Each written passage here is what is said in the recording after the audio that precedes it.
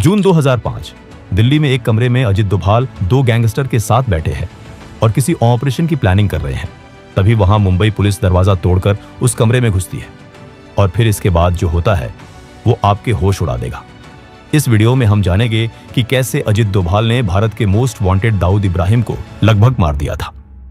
मुंबई में 1993 में हुए बम धमाके में 257 लोगों की मौत और 750 से ज्यादा लोग घायल हुए।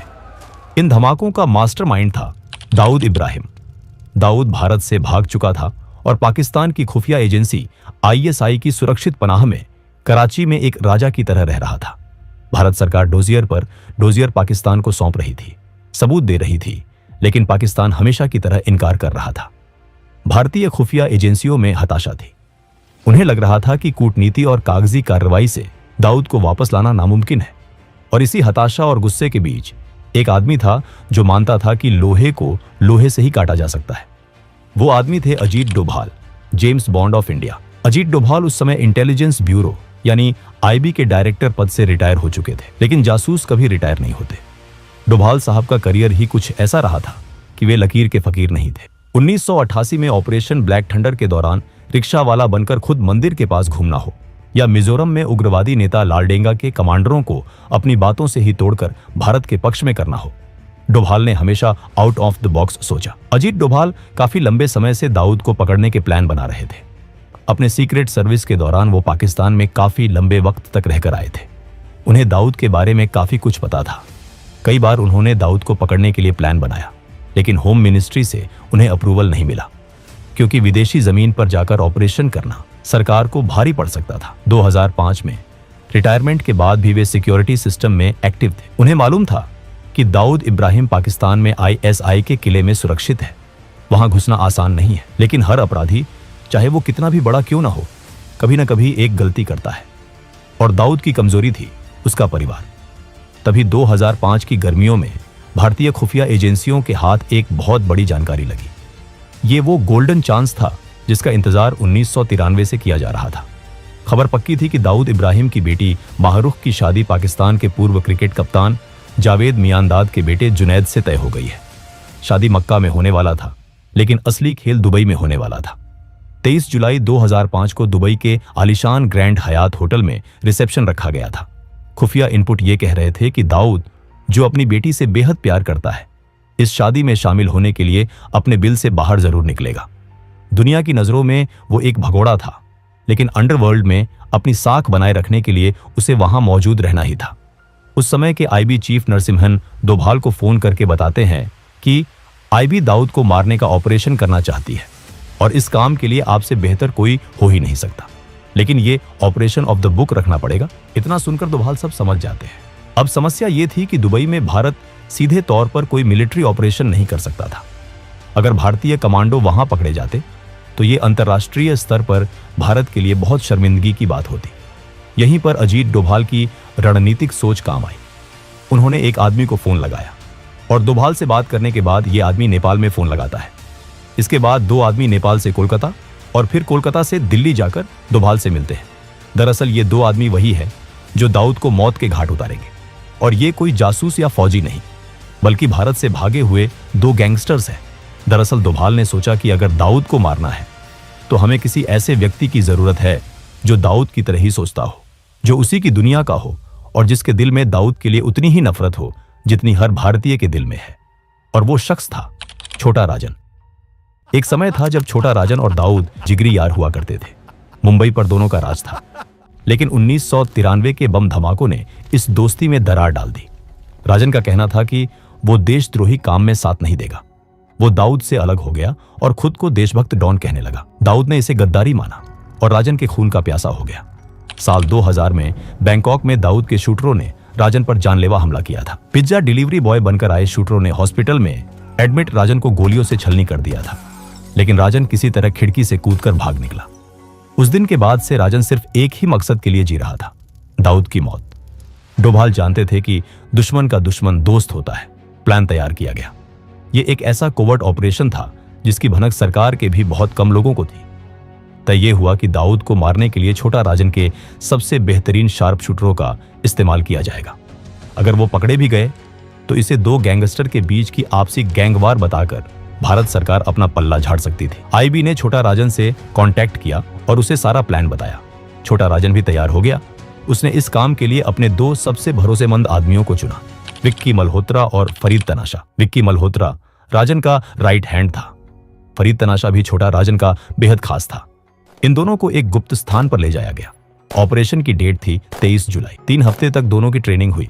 उन्हें बताया गया कि दुबई के ग्रैंड हयात होटल में रिसेप्शन है और होटल के बिल्कुल सामने वाली बिल्डिंग से क्लियर शॉट मिलेगा। प्लान यह था कि दाऊद को होटल में घुसने से पहले ही मारा जाए। उन्हें होटल का नक्शा बताया जाता है और भागने के रास्ते कौन से हैं। स्नाइपर की ट्रेनिंग दी जाती है। उन्हें बेहतरीन हथियार और दुबई के फर्जी पासपोर्ट मुहैया कराए गए। सब कुछ एक हॉलीवुड मूवी की स्क्रिप्ट जैसा चल रहा था। तैयारी पूरी थी। तारीख नजदीक आ रही थी। जुलाई का महीना था। यह ऑपरेशन का आखिरी चरण था। विक्की मल्होत्रा और फरीद तनाशा दिल्ली के एक होटल में रुके हुए थे। यहां से उन्हें अपनी फाइनल फ्लाइट पकड़नी थी। खुद अजीत डोभाल भी उस होटल में मौजूद थे। वो आखिरी बार शूटरों को ब्रीफ कर रहे थे। भारत की खुफिया एजेंसी इतिहास का सबसे बड़ा दांव खेलने जा रही थी। अगर यह सफल होता तो दाऊद इब्राहिम का किस्सा हमेशा के लिए खत्म हो जाता। लेकिन कहते हैं ना कि किस्मत को कुछ और ही मंजूर था। ठीक उसी वक्त जब जीत हाथ की दूरी पर थी, कहानी में एक ऐसा मोड़ आया जिसने सब कुछ बिखेर दिया। मुंबई पुलिस की क्राइम ब्रांच की एक टीम, जिसका नेतृत्व डीसीपी धनंजय कमलाकर कर रहे थे, दिल्ली पहुंच चुकी थी। दरअसल मुंबई पुलिस एक बिल्डर से जबरन वसूली के मामले की जांच कर रही थी, जिसमें विक्की मल्होत्रा का नाम आया था। विक्की मल्होत्रा काफी समय से मुंबई के कई बड़े बिल्डर्स और बिजनेसमैन से जबरन वसूली कर रहा था। मुंबई पुलिस इन दोनों को कई महीनों से ढूंढ रही थी। मुंबई पुलिस ने एक दिन एक फोन कॉल इंटरसेप्ट किया और मुंबई पुलिस को समझ आ गया कि ये विक्की है। फोन कॉल से उन्हें पता चला कि ये कोई बड़े आदमी को मारने वाले हैं, जो शायद कोई बिल्डर या नेता हो सकता है। इसलिए मुंबई पुलिस ने तुरंत उसके फोन को ट्रैक किया और उसकी लोकेशन ट्रेस करते करते दिल्ली के उसी होटल तक पहुंच गई। 18 जुलाई 2005 को दिल्ली में होटल के बाहर मुंबई पुलिस की गाड़ियां रुकती हैं। उसी वक्त डोभाल उस होटल के कमरे में विक्की मल्होत्रा और फरीद तनाशा को ब्रीफिंग दे रहे थे। लेकिन तभी हथियारबंद पुलिसकर्मी होटल के अंदर घुसते हैं। वो रिसेप्शन से सीधे उस कमरे की तरफ बढ़ते हैं जहां विक्की मल्होत्रा और फरीद तनाशा रुके हुए थे। जैसे ही पुलिस ने दरवाजा तोड़ा, अंदर का नजारा देखकर वो भी हैरान रह गए होंगे। एक तरफ देश की खुफिया एजेंसी का पूर्व प्रमुख जो एक गुप्त मिशन चला रहा था, और दूसरी तरफ देश की ही पुलिस जो एक अपराधी को पकड़ने आई थी। डोभाल समझ जाते हैं कुछ तो गड़बड़ है। इसके बाद एक तीखी बहस हुई। दरअसल डोभाल उस वक्त उतना फेमस नहीं थे जितने आज हैं, इसलिए मुंबई पुलिस उन्हें पहचान नहीं पाया। डोभाल ने मुंबई पुलिस की टीम को समझाने की कोशिश की। उन्होंने बताया कि यह मामला राष्ट्रीय सुरक्षा से जुड़ा है। ये लोग एक बड़े मिशन पर हैं और इन्हें ले जाना देशहित में नहीं होगा। उन्होंने अपना परिचय दिया, अपनी रैंक और रुतबे का वास्ता दिया। लेकिन मुंबई पुलिस के अधिकारी अपनी ड्यूटी पर अड़े रहे। उनके लिए विक्की मल्होत्रा एक वांटेड क्रिमिनल था, जिस पर हत्या और वसूली के दर्जनों केस थे।